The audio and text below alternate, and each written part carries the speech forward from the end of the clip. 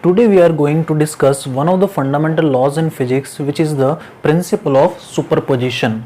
आज हम principal of superposition पढ़ने वाले हैं। इस प्रिंसिपल की हेल्प से हम बहुत सारी प्रॉब्लम्स को इजीली सॉल्व कर सकते हैं। तो देखें पहले प्रिंसिपल ऑफ सुपरपोजिशन क्या होता है। आइए पहले इसकी डेफिनेशन समझते हैं। डेफिनेशन से पहले इसका एग्जांपल देखते हैं। एग्जांपल की हेल्प से इसको समझने का ट्राई करते हैं। देखिए स्टूडेंट्स, यहाँ पर हमने एक चार्ज रखा है, इसको हम बोलेंगे टेस्ट चार्ज। ओके, टेस्ट करने के लिए रखा गया है। यहाँ पर दो पॉइंट कंसिडर करते हैं, पॉइंट नंबर 1 और पॉइंट नंबर 2। ठीक है, इसी तरह की एक और कंडीशन बना लेते हैं। यहाँ पर सेम टेस्ट चार्ज, अगेन वही point number 1 point number 2, again same condition, test charge point number 1 and point number 2। पहले क्या करा स्टूडेंट्स, हमने पॉइंट नंबर 1 के ऊपर एक चार्ज रखा Q1। दो चार्जेस होंगे तो दोनों चार्ज एक दूसरे के ऊपर क्या लगाएंगे, फोर्स लगाएंगे। तो हमें इस टेस्ट चार्ज के ऊपर फोर्स निकालना है। तो इस Q1 ने इस टेस्ट चार्ज के ऊपर कुछ फोर्स लगाया होगा। मान लेते हैं फोर्स इस डायरेक्शन में लगा होगा और इस फोर्स को मान लेते हैं 10 न्यूटन का फोर्स लगाया। ओके, कितना फोर्स लगाया, 10 न्यूटन का लगाया। किसने लगाया, Q1 ने लगाया। अब क्या करते हैं, पॉइंट नंबर 1 की जगह पॉइंट नंबर 2 के ऊपर देखो दूसरा चार्ज रखते हैं, उसको नाम देते हैं Q2। तो अगेन देखें, दो चार्ज हैं, दोनों charge according to the Coulomb's law एक दूसरे के ऊपर क्या करेंगे, फोर्स लगाएंगे। तो Q2 ने Q0 के ऊपर मान लेते हैं उसी की डायरेक्शन में फोर्स लगाया 8 न्यूटन। कितना न्यूटन, 8 न्यूटन। तो देखा आपने दोनों कंडीशन में, एक बार पॉइंट नंबर 1 के ऊपर Q1 रखा और एक बार पॉइंट नंबर 2 के ऊपर कौन सा चार्ज रखा, Q2 रखा। एक बार उसने 10 लगाया, इसने 8 लगाया। हो सकता है ये अनलाइक चार्जेस हो तो इसने इसको क्या करा होगा, अट्रैक्ट करा होगा और वहां पर क्या होगा, रिपल्सिव लगा होगा। अब हम थर्ड कंडीशन में क्या कंसिडर करते हैं, वही टेस्ट चार्ज रखा है हमने। अब Q1 को पॉइंट नंबर 1 पर और Q2 को पॉइंट नंबर 2 पर रखते हैं। इसका मतलब दोनों कंडीशन को मिला देते हैं। अब पॉइंट नंबर 1 के ऊपर भी चार्ज रखते हैं, पॉइंट नंबर 2 के ऊपर भी चार्ज रखते हैं। तो देखिए ध्यान से, कंडीशन फर्स्ट में Q1 इसके ऊपर कितना फोर्स लगा रहा था, 10 न्यूटन। अब भी क्या Q1 इस टेस्ट चार्ज के ऊपर 10 न्यूटन का फोर्स लगाएगा और अभी भी क्या Q2 इस टेस्ट चार्ज के ऊपर 8 न्यूटन का फोर्स इस डायरेक्शन में लगाएगा। यही क्वेश्चन है students, does the Q1 exerting a same amount of force as before और as Q2? बताइए। तो इसका आंसर है यस। इसका आंसर क्या है स्टूडेंट्स, यस। हाँ, अभी भी Q1 10 न्यूटन का फोर्स इसके ऊपर उस डायरेक्शन में लगाएगा और Q2 इसके ऊपर 8 न्यूटन का फोर्स इसी के डायरेक्शन में लगाएगा, क्योंकि ये प्रिंसिपल ऑफ सुपरपोजिशन को फॉलो करते हैं। इसका मतलब ये होता है students, the force between two charges is not affected by the presence of third charge. इसका मतलब है दो चार्ज के बीच में जो फोर्स लगता है, Q1 इसके ऊपर कितना लगा रहा था, 10 न्यूटन। तो दो चार्ज के बीच में जो फोर्स लगता है वो किसी तीसरे चार्ज से अफेक्ट नहीं होता। इससे फर्क नहीं पड़ता कि Q2 है या नहीं है। अगर Q2 नहीं होता तो भी Q1 इसके ऊपर 10 लगाता, अगर Q2 है तो भी ये कितना लगा रहा है, 10 लगा रहा है। तो इसी को कहते हैं हम प्रिंसिपल ऑफ सुपरपोजिशन। तो क्या याद रखना है आपको, according to the principle of superposition, the force between two charges is not affected by the presence of third charge। या फिर इसके लिए बोल सकते हैं the force between two charges is not affected by the presence of third charge। Okay, इसको हम बोलते हैं प्रिंसिपल ऑफ सुपरपोजिशन।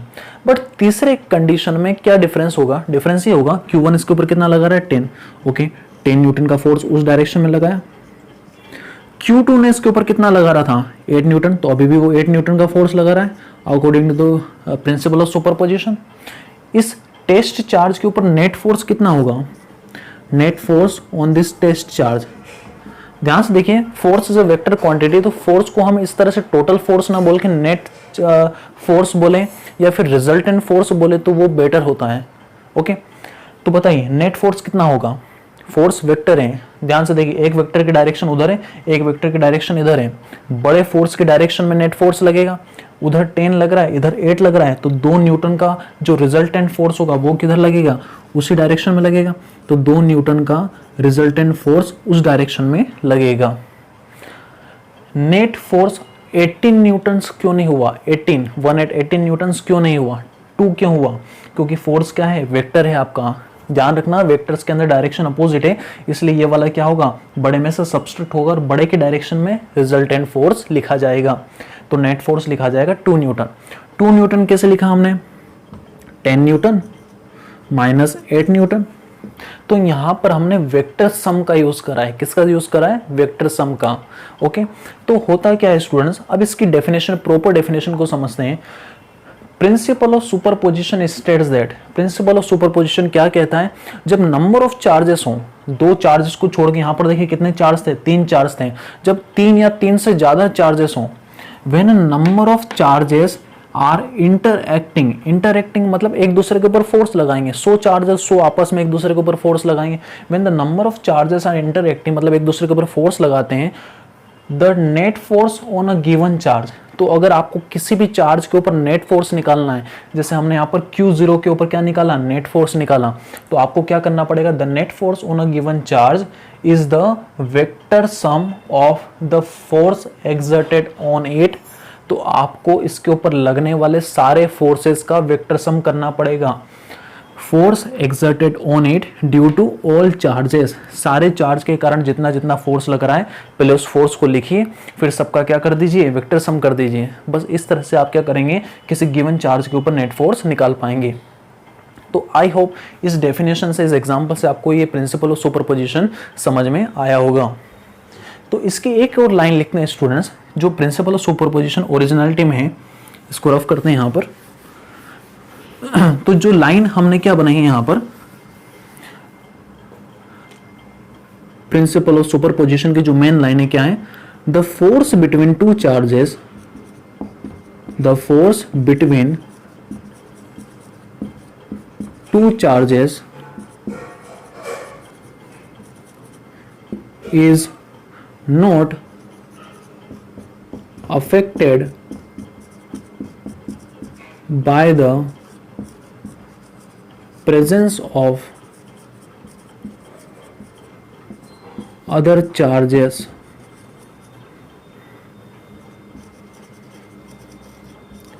इसका मतलब यही होता है कि 2 चार्ज के बीच में जो फोर्स लगता है वो किसी तीसरे चार्ज या अदर चार्ज के कारण अफेक्ट नहीं होगा। इसे हम क्या कहते हैं, प्रिंसिपल ऑफ सुपरपोजिशन।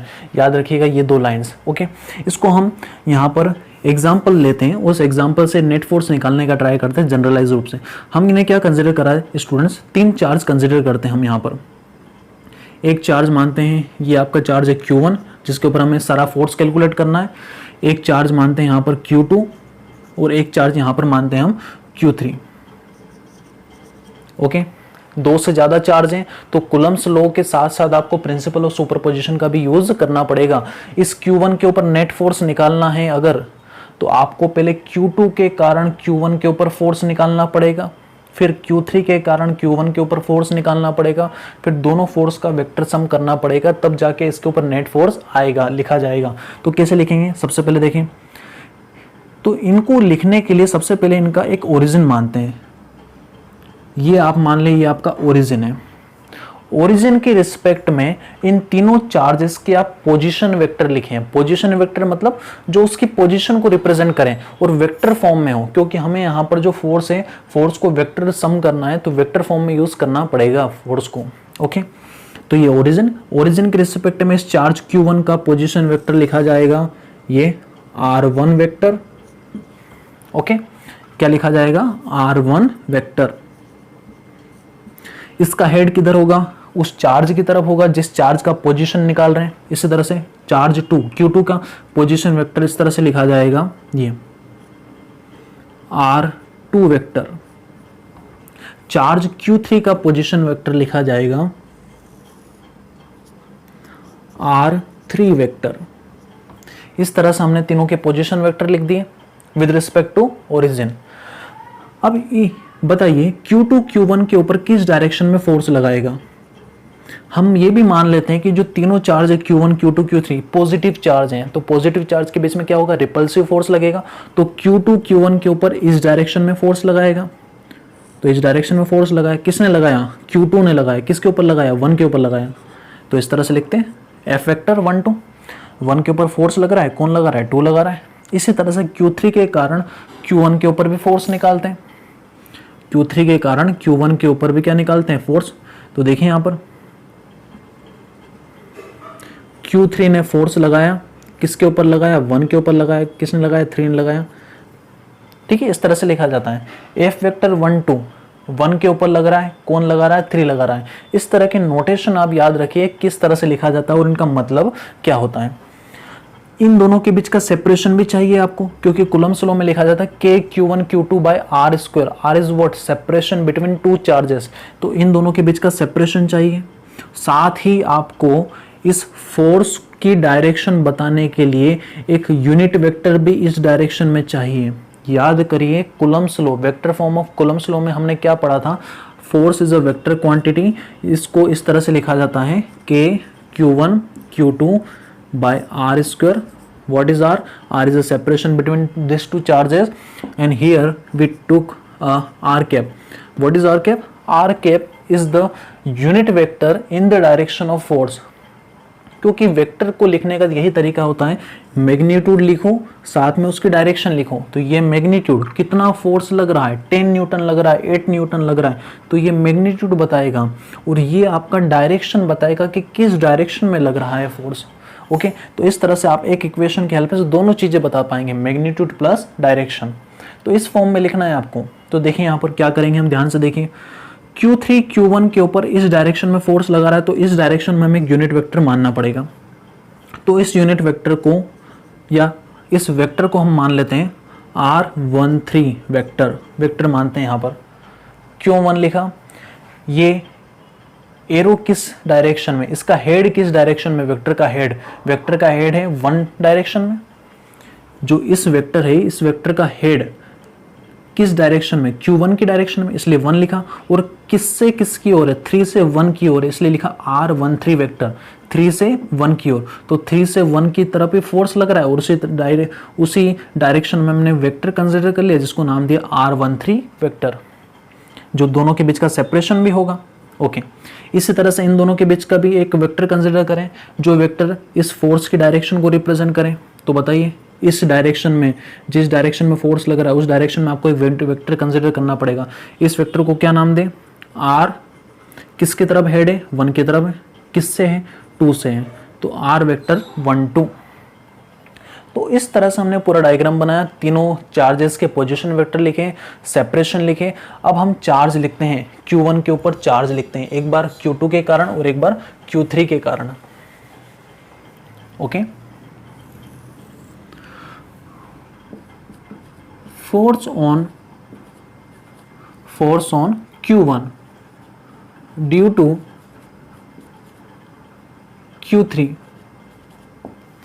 Q3 के कारण Q1 के ऊपर फोर्स कितना लग रहा है बताइए।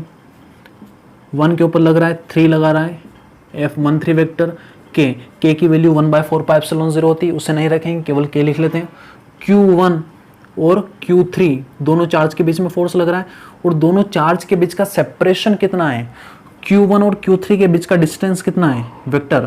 ध्यान से देखिए, R वेक्टर 13, इसको आप इस तरह से लिख सकते हैं R13 इंटू R13 कैप। ये भी वही है students, vector. What is a vector quantity, vector quantity क्या होती है, जो मैग्नीट्यूड बताए साथ में उसका डायरेक्शन बताए। तो किसी वेक्टर को तोड़कर इस तरह से लिखा जा सकता है, ये वेक्टर है, वेक्टर के इसमें क्या होगा, मैग्नीट्यूड, तो मैग्नीट्यूड लिखा जाएगा R13 से, और उस डायरेक्शन को रिप्रेजेंट करने के लिए हम यूनिट वेक्टर यूज कर लेंगे। तो आपको वेक्टर्स आना चाहिए स्टूडेंट्स अच्छे से। तो वेक्टर्स को समझ लीजिए, ये वेक्टर क्वांटिटी है, वेक्टर क्वांटिटी को तोड़कर आप 2 रूप में लिख सकते हैं। ये आपका बताएगा मैग्नीट्यूड, मतलब यहाँ से यहाँ तक की कितनी दूरी है, 1 मीटर है, 2 मीटर है, तो R13 बताएगा सेपरेशन बिटवीन 1 and 3। और R13 ये यूनिट वेक्टर है, इसका मतलब होता है इसका मैग्नीट्यूड तो 1 होता है, केवल डायरेक्शन बताता है। डायरेक्शन किससे किसकी तरफ, 3 से 1 की तरफ डायरेक्शन है, 1 की तरफ क्या है, इसका हेड है।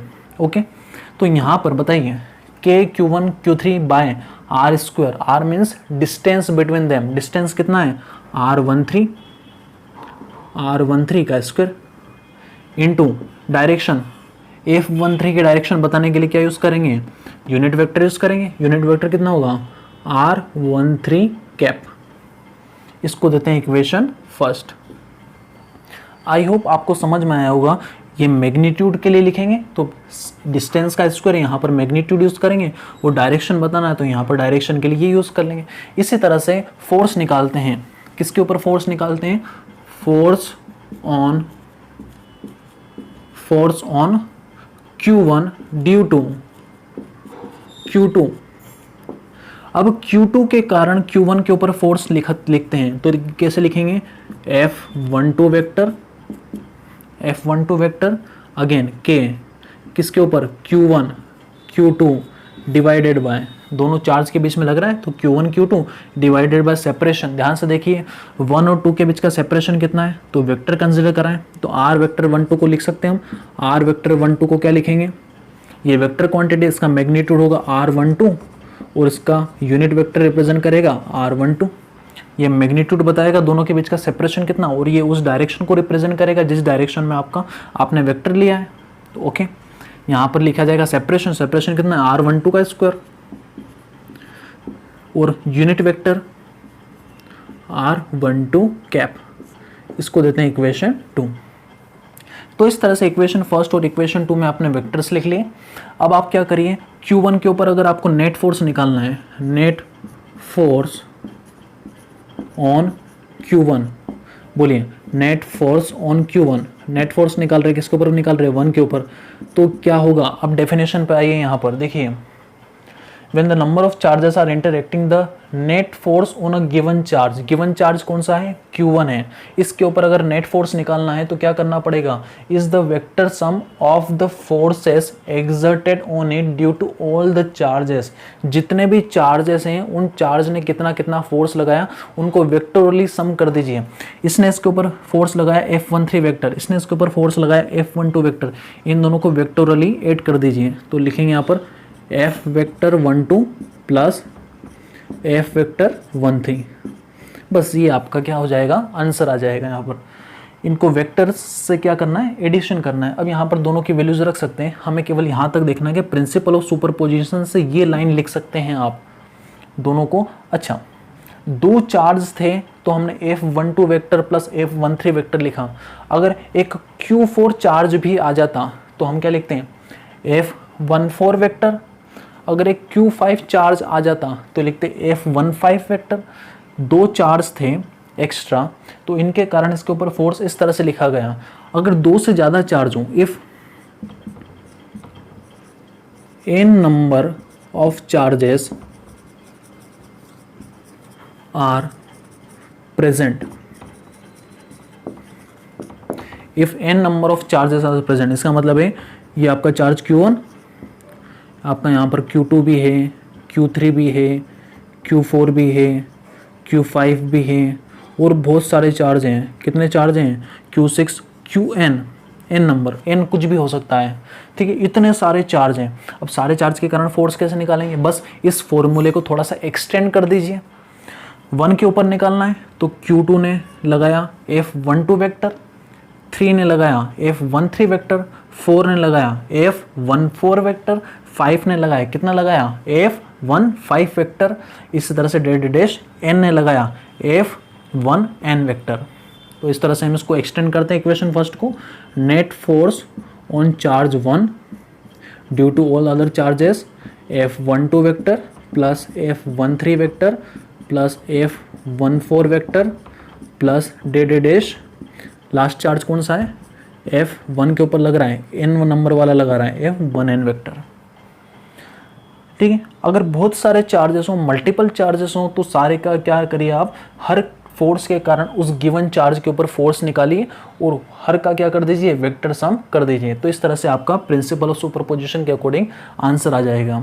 ओके, इसके बाद में हम एक एग्जाम्पल देखते हैं। ये एग्जाम्पल है एक इलेक्ट्रॉन, प्रोटॉन एंड प्रोटॉन। यहाँ पर एक लाइन लिया गया है, इस लाइन के ऊपर एक इलेक्ट्रॉन रखा है, फिर पास में प्रोटॉन है और उसके पास में क्या रखा है, एक दूसरा प्रोटॉन रखा है। ओके, तो हमें क्या फाइंड करना है, ऑन द सेंट्रल प्रोटॉन, जो बीच वाला प्रोटॉन है आपका, ये इस प्रोटॉन के ऊपर फोर्स कैलकुलेट करना है पहले, ड्यू टू पहले इलेक्ट्रॉन के कारण कैलकुलेट करना है, फिर प्रोटॉन के कारण, फिर दोनों इस इलेक्ट्रॉन और इस प्रोटॉन, मतलब ये वाला इलेक्ट्रॉन और ये वाले प्रोटॉन के कारण इसके ऊपर साथ में फोर्स कैलकुलेट करना है। तो आइए करते हैं। और सेपरेशन कितना है दोनों के बीच का, 1 मीटर दे रखा है। इलेक्ट्रॉन प्रोटॉन के बीच का सेपरेशन 1 मीटर, अगेन यहाँ के यहाँ का सेपरेशन कितना है, 1 मीटर है। तो देखिए यहाँ पर ये आपकी लाइन है, यहाँ पर ये इलेक्ट्रॉन है, ये सेंट्रल प्रोटॉन, ओके, ये हमारा क्या है, सेंट्रल प्रोटॉन, जिसके ऊपर हमें फोर्स कैलकुलेट करना है। ये साइड वाला proton, separation is what, 1 meter दे रखा है सेपरेशन,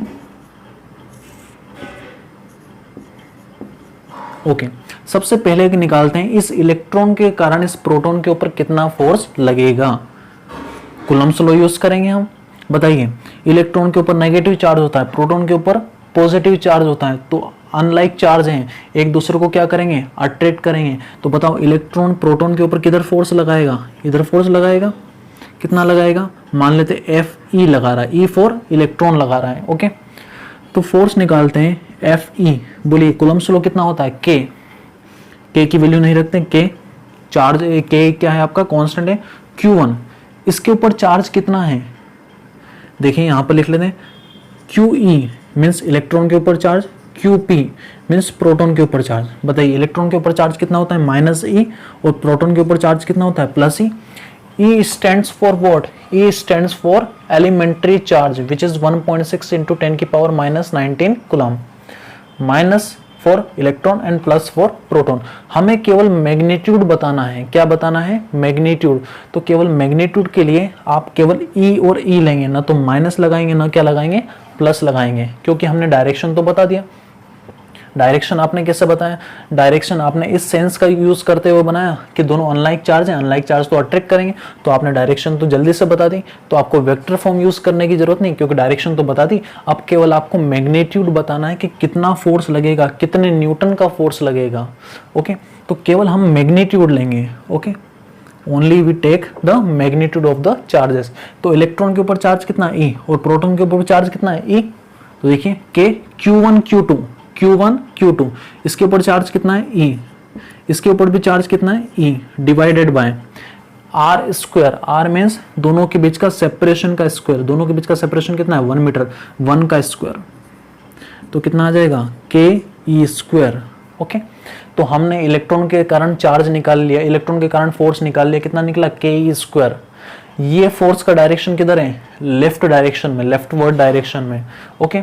तो फोर्स निकाल लिया हमने इस तरह से, और इस फोर्स का डायरेक्शन में लिख देते हैं, फोर्स का डायरेक्शन है लेफ्टवर्ड डायरेक्शन ऑफ फोर्स,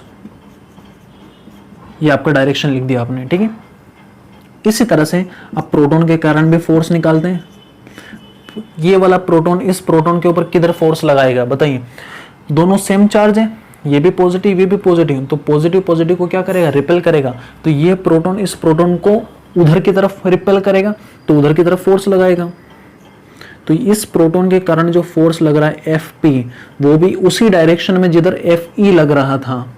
तो फोर्स निकालें, देखिए Fp, force due to proton on the central proton, बोलिए फॉर्मूला कितना होगा, K, Q1 कितना चार्ज है, E, केवल मैग्नीट्यूड लेना है, इसके ऊपर भी कितना चार्ज है, E, तो KE इंटू E, और दोनों के बीच का सेपरेशन कितना है, 1 का square means KE square. Value substitute नहीं करना है, केवल ऐसे ही देखना है हमें यहाँ पर। बताइए डायरेक्शन, इसका डायरेक्शन किधर होगा, इस फोर्स का, इस प्रोटॉन ने इस प्रोटॉन के ऊपर फोर्स किधर लगाया, उस डायरेक्शन में, अगेन लेफ्टवर्ड डायरेक्शन, ओके। इसका भी डायरेक्शन क्या आ गया, लेफ्टवर्ड।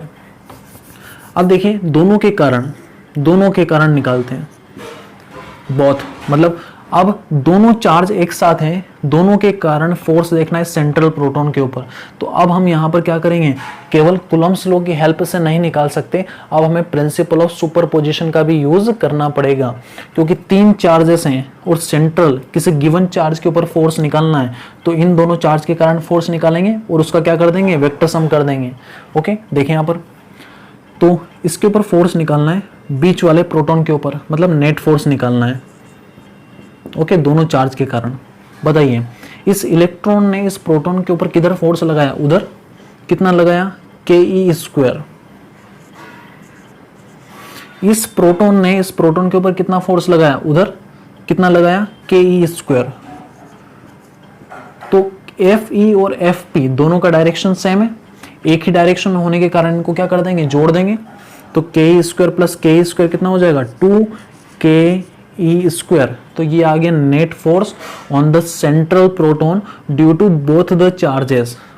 ओके, तो इस तरह से हमने एक नेट फोर्स निकाला दोनों चार्ज के कारण। हमने यहाँ पर वेक्टर फॉर्म यूज नहीं करा है। अच्छा, नेट फोर्स का डायरेक्शन क्या होगा बताइए। नेट फोर्स का डायरेक्शन भी वही होगा जो दोनों फोर्स का डायरेक्शन था। दोनों फोर्स एक ही डायरेक्शन में थे, इसलिए नेट फोर्स भी उधर ही लगेगा आपका। तो ये भी आपका नेट फोर्स का डायरेक्शन होगा। मतलब क्या होगा नेट फोर्स का डायरेक्शन, लेफ्टवर्ड। क्या होगा, लेफ्टवर्ड। ओके, आप चाहे तो यहाँ पर वेक्टर फॉर्म भी यूज कर सकते थे। वेक्टर फॉर्म यूज करने के लिए आपको डायरेक्शन अज्यूम करना पड़ती। तो डायरेक्शन के लिए आप चाहते तो क्या कर सकते थे, ये जो लाइन थी इसको आप एक्स एक्सिस मान लेते हैं। जहां पर आपका प्रोटॉन रखा गया सेंट्रल प्रोटॉन, उसको ओरिजिन मान लेते आप। इसको एक्स एक्सिस के अकॉर्डिंग जो यूनिट वेक्टर्स लिए जाते हैं, याद करिए क्या होते हैं, आई कैप। तो इस डायरेक्शन को पॉजिटिव एक्स एक्सिस को प्लस आई कैप मान लेते हैं। अगर नेगेटिव एक्स एक्सिस की डायरेक्शन के क्या मान लेते हैं, minus i cap. Plus I cap positive x axis की डायरेक्शन को बताएगा, minus i cap negative x axis की डायरेक्शन को बताएगा। तो अब आप वेक्टर फॉर्म में भी इन फोर्स को लिख सकते हैं। कैसे लिखते हैं, देखिए इस इलेक्ट्रॉन के कारण फोर्स कितना लग रहा है, एफ ई, वेक्टर फॉर्म में लिख रहे हैं, कितना लग रहा है, के ई स्क्वायर। ये तो मैग्नीट्यूड हो गया, ये तो क्या हो गया आपका, मैग्नीट्यूड। डायरेक्शन पे तो बताना है, बताइए डायरेक्शन कितना है, लेफ्टवर्ड। तो इस डायरेक्शन में यूनिट वेक्टर कितना है, माइनस आई कैप। तो यहां पर लिख दीजिए माइनस आई कैप। प्रोटॉन के कारण फोर्स निकालिए। देखिए यहां पर प्रोटॉन, अकेला प्रोटॉन, ये इसके ऊपर इस डायरेक्शन में फोर्स लगा रहा है। कितना फोर्स लगा रहा है, के ई स्क्वायर। तो ये होगा के ई स्क्वायर। डायरेक्शन बताइए, डायरेक्शन क्या होगा, अगेन लेफ्टवर्ड डायरेक्शन में यूनिट वेक्टर क्या है, minus i cap. Again minus i cap. Net force निकालना है आपको। तो नेट फोर्स जैसे हमने प्रीवियस में सोल्व करा था, तो क्या करेंगे, इन दोनों फोर्स का वेक्टर सम कर देंगे, F E vector plus F P vector. जैसे हमने किया था ना, F12 vector plus F13 vector plus F14 vector, उसी तरह से इलेक्ट्रॉन के कारण फोर्स निकाला, प्रोटॉन के कारण फोर्स निकाला, और इनका वेक्टर सम करना है। क्या करना है, वेक्टर सम। तो वैल्यू रखिए, एफ ई वेक्टर कितना निकला, माइनस के ई वेक्टर आई कैप, और एफ पी वेक्टर भी कितना है, माइनस को आगे ले लीजिए, माइनस के ई वेक्टर आई कैप। यहाँ पर भी आई कैप है, यहाँ पर भी आई कैप है, तो आप दोनों को जोड़ सकते हैं। माइनस कितना होगा, माइनस 2 के ई स्क्वायर आई कैप। इसका मतलब देखिए ध्यान से, आपको इतना बड़ा लिखने की जरूरत नहीं है, आपका एक लाइन में काम हो जाएगा। यहाँ पर देखिए 2 के e square represent what, magnitude. कितना मैग्नीट्यूड है, minus i cap represent what, direction. किस डायरेक्शन में फोर्स लग रहा है, minus i cap stand for negative x axis direction. तो force is acting in this direction. तो जो वेक्टर फॉर्म यूज करते हैं स्टूडेंट्स, तो दो चीज़ें सोल्व हो जाती हैं। आपको डायरेक्शन की चिंता करने की जरूरत नहीं है। आप अगर वेक्टर फॉर्म में लिख रहे हो तो ऑटोमेटिकली जो आंसर आएगा वो आपको अपने आप बता देगा डायरेक्शन क्या होगा। ओके, और वेक्टर फॉर्म जब भी यूज़ करें तो यूनिट वेक्टर्स का यूज़ करें, वेक्टर्स का यूज़ करें। वेक्टर्स को यूज़ करने में कभी कभी प्रॉब्लम्स आता है, तो नॉर्मल जो क्वेश्चन होते हैं वो विदाउट वेक्टर फॉर्म का यूज़ करें हो जाते हैं। बट जब बहुत सारे चार्जेस हों तब हमें वेक्टर फॉर्म को यूज़ करना पड़ता है, और क्वेश्चन को वो क्या बना देता है, आसान बना देता है। Okay students.